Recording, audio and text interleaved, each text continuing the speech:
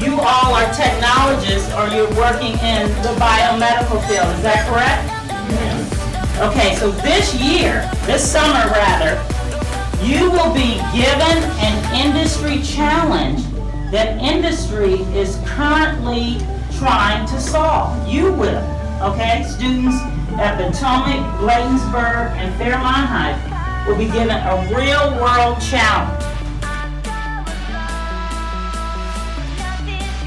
I believe this program is beneficial for the students as it helps them work on their presentability. Schools help them with the knowledge aspect, but this program really helps them with their ability to project that knowledge.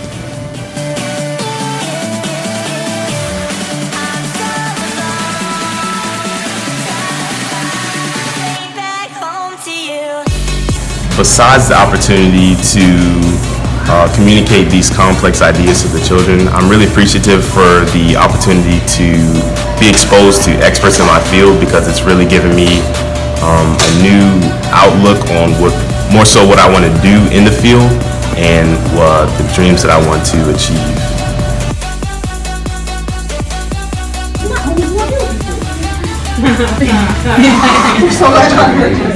Okay.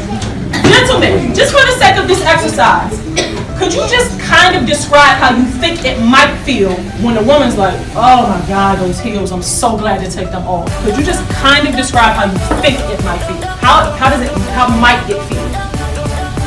Anyone who's not? How might it feel?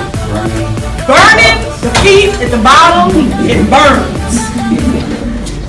It burns. That's all it is. So you don't have to experience it, but as long as you can understand. Do you understand when somebody's walking like this, what they might feel like? Okay, so the second step is define. Somebody tell me what define means.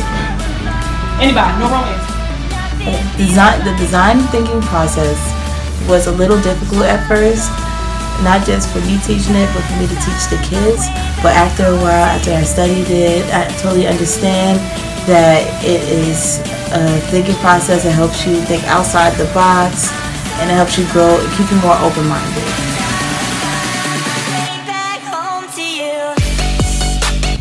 We use the design thinking method to create gifts for Miss Jazz, and the thing that made it fun was that everybody had a certain amount of materials to make her a gift, and when we made our gifts and we came back into the auditorium, everybody had like different crazy gifts made for her, so it was like some people had better gifts than others, but at the same time it wasn't about like how expensive it was about what she liked. Like some people had lines, some people had rings, some people made candy bars and etc. and stuff.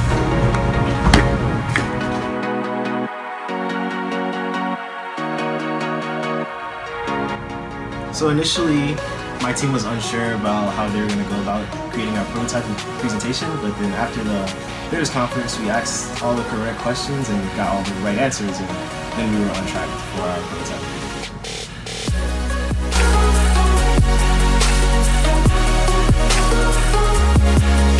During our session with Microsoft Representative Bobby Brown, I believe it allowed us to be more interactive with each other and to brand ourselves as a company as a whole.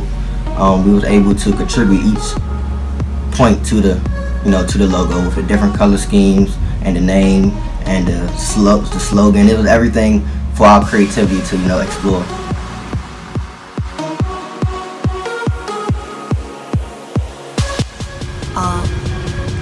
Yes, so my experience with the two communication specialists, Barbara and Susan, was actually a really beneficial one. They helped to really put things in perspective, especially with my kids, on how to actually go about our presentation and how we can properly market our product itself. And not only that, it helped to actually engage and how we can actually engage our audience and to communicate what our product can do and its many features effectively. So it was overall a very good experience, and my team really needed that.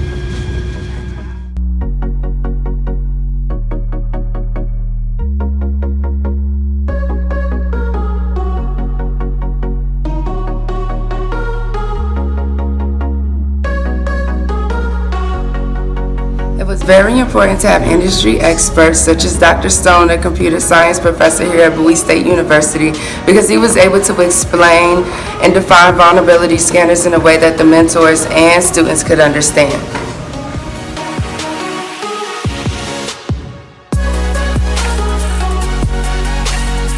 So the Jeopardy game, in one word, was very competitive. The groups had a lot of knowledge on most of the topics, and personally our group, we weren't really sure on most of the topics that they had, but the speakers that they had really helped us understand and get a better understanding of what our company needs and how we can improve our scanners and security. Basically it was 10 teams, and we had to put up a panel, and it was always very it was just competitive and trying to outbeat and outdo the other teams. It was really frustrating for us, but we still had fun and learned in the end, and I'm happy that I got to experience that because it really helped our group, and I think we're going to do great. So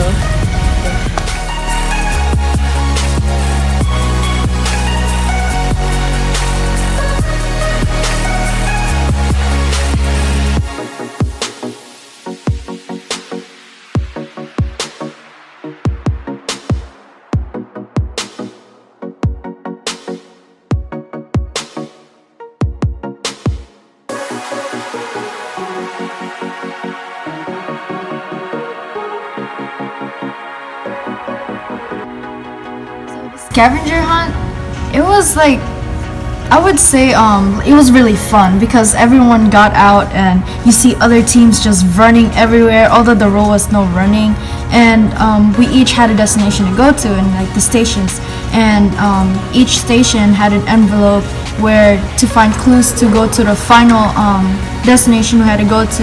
And there was one, my team was stuck in, like, we had to do binary coding, but and one of our member had experience with binary coding, but then we googled something and it was just letters that we had to find out, and the word was torch, and that was the final destination. So at the end we were like in an argument with the other team saying like you cheated and stuff like that, but in reality they got bumped down to second place because they missed a clue. So that was really nice that they didn't win.